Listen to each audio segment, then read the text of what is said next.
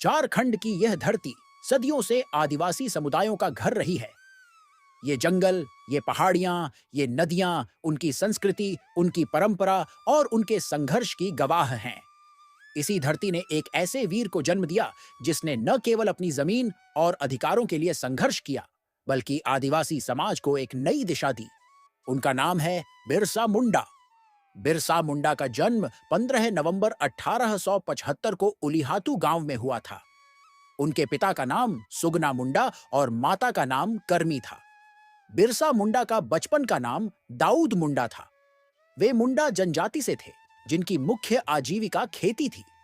बिरसा का बचपन सामान्य तरीके से बीता, पर उनके मन में हमेशा अपने समाज की स्थिति और उनके अधिकारों के प्रति सवाल उठते रहते थे। बिरसा मुंडा के परिवार में उनके बड़े चाचा कानू पौलुस ईसाई धर्म स्वीकार कर चुके थे। उनके पिता सुगना और उनके छोटे भाई ने भी ईसाई धर्म स्वीकार कर लिया था। यहां तक कि उनके पिता धर्म प्रचारक भी बन गए। धर्म परिवर्तन के बाद बिरसा का नाम दाऊद मुंडा और उनके पिता का नाम मसीह दास हो गया। अत्यधिक गरीबी के कारण बिरसा मुंडा कई जगहों पर रहे। उनकी मौसी जोनी उन्हें बहुत प्यार करती थी। अपनी शादी के बाद वह बिरसा को अपने साथ ही ससुराल खटंगा गांव ले गई। यहाँ ईसाई धर्म के एक प्रचारक से उनका संपर्क हुआ। वह अपने प्रवचनों में मुंडाओं की पुरानी व्यवस्था की आलोचना करते थे। ये बात बिरसा मुंडा को पसंद नहीं आई। यहीं से उन्होंने मिशनरी स्कूल में पढ़ने के बाद भी वे अपने आदिवासी तौर तरीकों की ओर लौट आए। अपनी स्कूली शिक्षा बीच में ही छोड़ने के बाद बंदगांव चले आए और यहाँ गैर आदिवासी जमींदार के यहाँ नौकरी करने लगे। यहीं पर उनकी मुलाकात जमींदार जगमोहन सिंह के मुंशी आनंद पांडा से हुआ, जो वैष्णवी धर्म मानते थे। आनंद पांडा स्वांसी जाति का एक धार्मिक व्यक्ति था। उससे मिलकर बिरसा ने वैष्णव धर्म के प्रारंभिक सिद्धांतों और रामायण, महाभारत की कथाओं को भी सुनकर ज्ञान हासिल किया। आनंद पांडा बिरसा के गुरु सम्मान थे, जिनके साथ वह 3 वर्षों तक रहे। उनके साथ रहकर बिरसा मुंडा ने गौड़बेड़ा, बमनी और पाटपुर आदि गांव का भ्रमण किया था। इसी दौरान बमनी गांव में एक वैष्णव साधु से उनकी मुलाकात हुई। साधु उसे 3 महीने तक उपदेश देते रहा। उनके उपदेशों से प्रभावित होकर बिरसा ने मांस खाना छोड़ दिया और जनेऊ धारण कर शुद्धता और धर्मपरायणता का जीवन व्यतीत करने में विशेष जोर देने लगा। वह तुलसी की पूजा करने लगा और माथे पर चंदन का टीका लगाना शुरू किया। उन्होंने गोवध को भी रुकवाया। साल 1894 में ब्रिटिश सरकार द्वारा आदिवासियों की जमीन पर जबरदस्ती कब्जा को लेकर सरदार आंदोलन चल रहा था।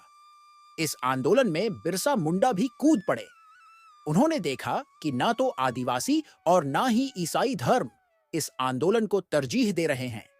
इसके बाद उन्होंने एक अलग धार्मिक पद्धति की व्याख्या की, जिसे मानने वालों को आज बिरसाइत कहा जाता है।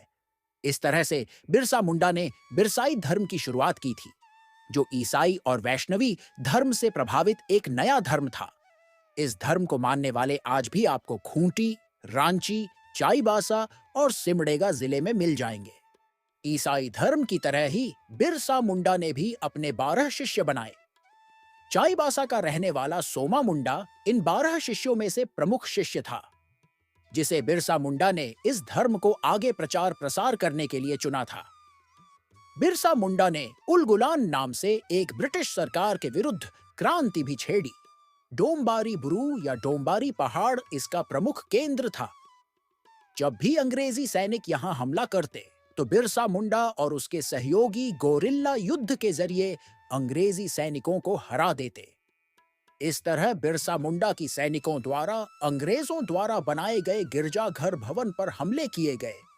इस उलगुलान क्रांति के बाद ब्रिटिश सरकार की जड़ें तक हिल गई थी। ब्रिटिश सरकार ने उसे दौरान बिरसा मुंडा को पकड़ने के लिए 500 रुपए का इनाम भी रखा। 9 जनवरी 1900 को ब्रिटिश सरकार ने पूरे खूंटी जिले की नाकाबंदी कर दी थी। ब्रिटिश सरकार के खिलाफ हो रहे प्रदर्शन में कई सैकड़ों आदिवासी लोग इकट्ठा हो गए थे। इसी दिन स्ट्रीटफील्ड नाम के एक ब्रिटिश अफसर ने गोलियां चलवा दी थीं, जिसमें 200 पुरुष और स्त्रियां मारे गए थे। 300 लोगों को बंदी बना लिया गया था। मुंडाओं और मुंडा बस्तियों पर ब्रिटिश फौज की कहर टूट पड़ी थी। उसे दौरान बिरसा मुंडा चाईबासा के जंगलों में छुप गए थे।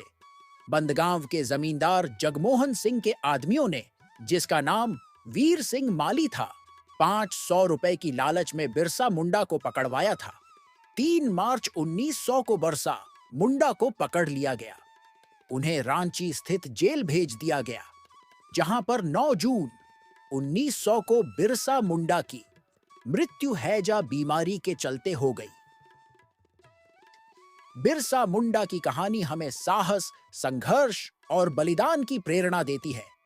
उन्होंने हमें सिखाया कि चाहे कितनी भी कठिनाई आए, अपने अधिकारों और अपनी धरती के लिए लड़ना ही सच्ची देशभक्ति है। उनकी वीर गाथा हमेशा हमें प्रेरित करती रहेगी। तो दोस्तों, कैसी लगी आपको बिरसा मुंडा की अनसुनी कहानी?